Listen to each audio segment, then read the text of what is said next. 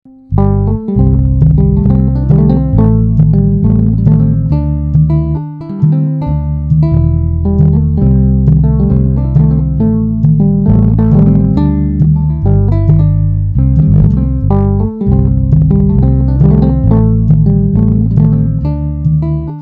آب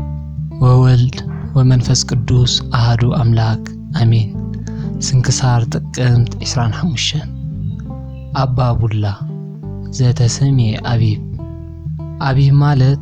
أبو بزهان مكبه كله سناياته مالتيو كابو أبراهام كابديو هاريك أبها قررون الزوبا أمعاد أبتبال أوراجات ولدو زي ولاد نوح صنحو ناب እግዚአብሔርን ولاد نخبو يصلين يمهلول ነበሩ حدا معلت ግን بحلمي حدا ملأخ تغليصو ناب حدا ጽبق فرخبهم بحلمي ترايو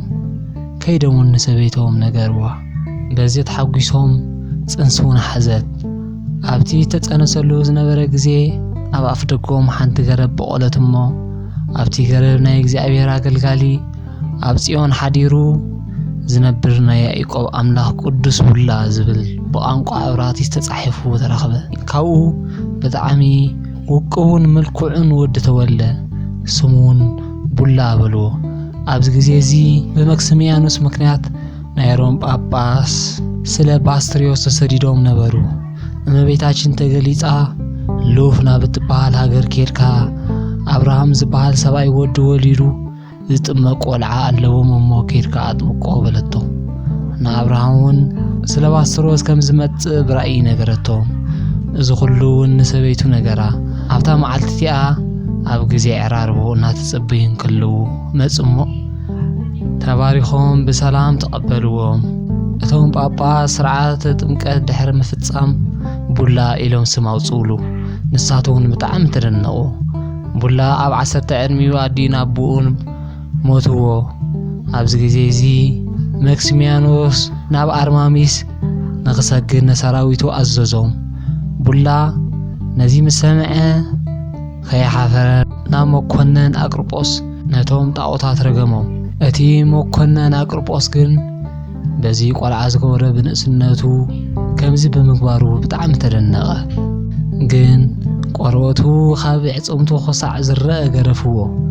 ኣዳውን ኣጋሩን በመጋዝ ቀረጽዎ ድሕሪኡን ቅድሚኡን ኣብ ኩናት ዋልታን ቀርቂሮም ኸዋትትዎ ኣዘዘ እቶም ዝተኣዘዙን ነዚ ኩሉ ፈጸምዎ ኣብዚ ግዜ እዚ ቅዱስ ሚካኤል መጺኡ ብዘይ ጉድኣት ኣውጽኦ እንደገና ናብ ካልእ መኮንን ከይዱ ነቶም ጣዖትን ንዕኡን ረገሞም ንሱውን ቀጺሉ ሚያዝያ 18 ርእሱ ብሰይፍ ቁረጽ ሕጂውን ኣዘዘ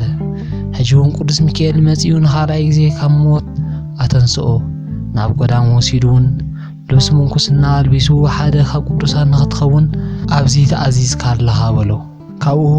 ናብ ኣኻውሕ ዝመልኦ ጎቦታት ወፂኡ ብብዙሕ ገሊ ይጋደል ነበረ ሓደ መዓልቲ ሰይጣን መጺኡ ሃሪሙ ቀተለሞ ጎይታ መጺኡ ካብ ሞት ኣተንስኦ ካብ ሕጂ ንስኻ ቡላ ዘይኮንካ ክትስመ ካልኣይ ኣብዩ ተባሂልካ ናይ ብዙሓት ኣበው ክትኸውን ኢኻ በሎ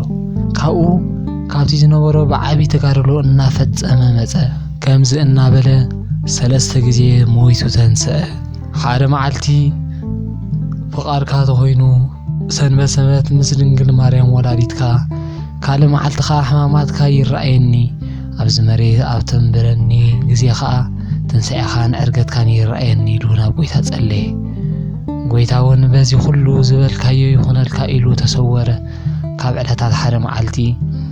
ሕማማቱን እናሓሰበ ወዲቑ ን22 ዓመትን 6 ወርሕን ጸለየ ሰብነቱ ተወድአ ቀናቱ ናብ ሰብነቱ ጠለቐሞ ገመድ ተበቲኹ ናብቲ ኣብ ትሕቲኡ ዝነበረ ሰይፊ ወደቐሞ ሞተ እመቤታችን ተገሊጻ ሰላም ንዓኻ ይኹን ምስ በለቶ ካብ ድቃስ ከም ዝተንስአ ነቐሐ በዚ ሆነታት እዚ 97 ዓመት ተጋደሉ ዕረፍቶም ምስ ኣኸደ ጎይታና ኣኽሊል ሒዙ ናብኦም መጸ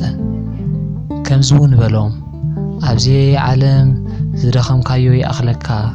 ካብታት መጻ ዓለም ዋጋኻ ድርብ ጌር ክኸፍለካ እሞ ሕጂ ግን ዝደለኻዮ ለምነኒ ይበሎ ብኽፉት ልቢ ኮይኑ ናባይ ዝጽሊ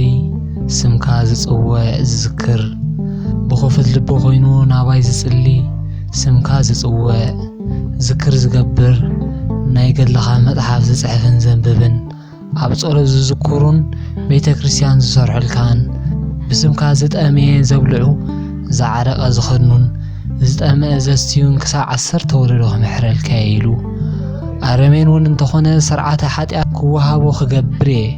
ብሓፂሩ ብስምካ ኣሚኖም ተስፋውን ዝምሕፀኑ ንስኻ ኣብ ዝኣተኸዮ ከም ዝኣተዉ ክሓስወ ቅዱስ ፍትወይ ኣቢብ እዚ ዝበልካዮ ሁሉ ከም ዝገብሮ ብቅዱስ መንፈሰይ ይምሕለልካ ኣለኹ በደሞ ካብኡ ንድሓር ዓረፉ ናይ ዕረፍቶም ዝክር እውን መዘክርታ ጥቅምት 25 እዩ መተሓሳሰቢ ቅዱስ ኣቢብ በህፃንነቱ በሰማዕትነት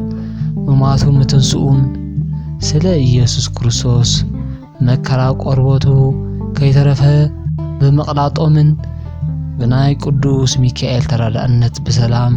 ምትንስኡን እንደገና ንሰይፍ ተሰይፉ ምትንስኡ በዚ ዕለት እዚ ተደሪቡ ዝውዕል ቅዱስ ጢሞና ሐዋርያ እዩ ቅዱስ ጢሞና ሓደ ካብ 72 ኣርድእት እዩ ዘሐዋርያ መንፈስ ቅዱስ ተቐቢሉ ስብከተ ወንጌል ክሰብኽ ኣብ ዝወፀሉ ግዜ ሃብቲ ናይ ምፍዋስ ኣጋንንቲ ዘለዎም ሕሙምን ይሕው ነበረ ንሱ ሓደ ካብቶም 7 ዲያቆናት ምስ ቅዱስ እስጢፋኖስ ተመርጾ ሓደ እዩ